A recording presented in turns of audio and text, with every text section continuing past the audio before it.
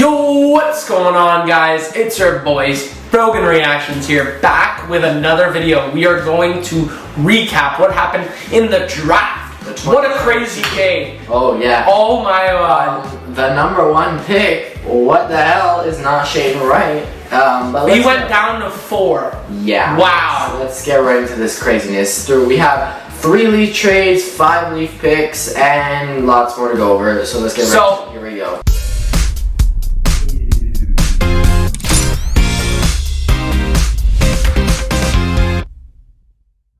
The first trade of the night just happened when it was the 25th overall selection. Right. As you know, we were supposed to make a selection on the 25th. 25th pick, and they didn't choose. They traded that pick alongside Peter Mrazek. See you later. 3.8 million out the door. Bye bye. Thank God. And we received 38 overall selection in the second round from Chicago. So we basically dropped down 13 spots in order to clear Mrazek's cap space. And that's full cap. We're not retaining any of his salary, which is a big bonus. Now, that's a great trade, but yes. I wasn't too happy about that. I was just like, good. Kyle Dubas fixed his mistake. Good. Yes. Literally, that was my reaction.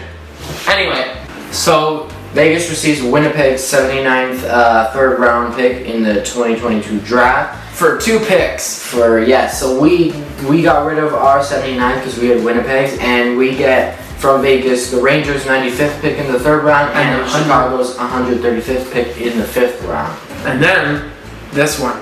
Toronto receives 4th round selection 2022. 122nd pick. And Nashville receives 4th round selection 2023. Now the reason it has the Leafs logo on both is because Nashville originally had our 4th round pick, but it went to Columbus with the Foligno trade and the San Jose Sharks. I don't know if you remember that. Columbus, San Jose, and Toronto did the Foligno interaction. That's where our 4th rounder went, to Columbus. Then I think Columbus, it went to Nashville, and now Nashville, it's back to us. So we're in the first full circle, which is fun. And then now we basically went into the draft with 3 picks. We came out of the draft with 5 picks, 5 prospects, and Mrazek's 3.8 million salary out the door. So, starting off with the 38th pick for the Leafs in their 2nd round pick. So, the people went down to the podium and they said, with this 38th overall selection from Vancouver, Canada, from the WHL, we select Fraser Minten. So the solid pick. He registered in 2020-2021. He registered 20 games played, 4 goals, 14 assists, and 18 points. And last season with the Blazers, he registered 20 goals, 35 assists, and 55 points in 67 games played. 6'1", 185 pounds. Obviously, he's 18 years old, and he plays center. So that's not bad. Not bad. And then from the table, they said, with the 95th overall selection, the Toronto Maple Leafs are proud to select Nicholas Moldenhau from the USHL. Yes, the Chicago Steel, which Toronto Mississauga, Canada. Yes, he's a right wing center, 5'10" and 170, so not that tall, maybe like Kerfoot style, 18 years old. On the Avalanche, he played not the Colorado Avalanche, just to be clear there. In the Avalanche, he played 15 goals, 18 assists, and 33 points in 13 games. And with the Chicago Steel, he had 18 goals, 25 assists, and 43 points in 41 games played. Then the goaltender, because we always have to select a goaltender. With the 122 overall selection, the Leafs are proud to select from Sweden, Dennis Hildivy. Yes, so he's 6'6", 234 pounds, big guy, 20 years old, and with the in the J20 National, I don't want to pronounce the team name. He registered a 3.10 goals against average and save percentage of 911, and last season 2.8 goals against average and a save percentage of 931 in 12 games played. So not that many games played, but good goaltender. Then in the 5th round at 135th overall selection, we pick Nikita Grebanken. 6'2", 183 pounds, 19 years old on the right wing. Last season he registered, the season before that he registered 12 goals, 22 assists, 34 points in 54 games played. Last season he registered in the NHL 17 goals, 47 assists, a lot, and 64 points in 58 games played, which is pretty good. Then our final pick of the draft for us, with the 218th selection from British Columbia, Canada, we select Brandon Lazowski, Saskatoon Bladers. With the Saskatoon Blades, he played 24 games in 2020 and 2021, achieved 8 goals, 9 assists for 17 points, and in the 2021 season and 2022, he played 68 games, 33 goals, 25 assists for 58 points. That's very good. Left wing from British Columbia, 5'8", 171 pounds, 18 years old. So that's very good. And presenting your Draft class. 2022 draft class. Fraser Minton might be a good pick.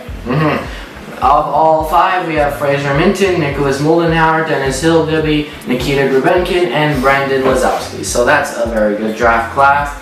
And just some quick stats for all the picks in the entire draft. By country, obviously 87 drafted by Canadians, 49 from the United States, 26 Sweden, 25 Russia, and the rest is all there.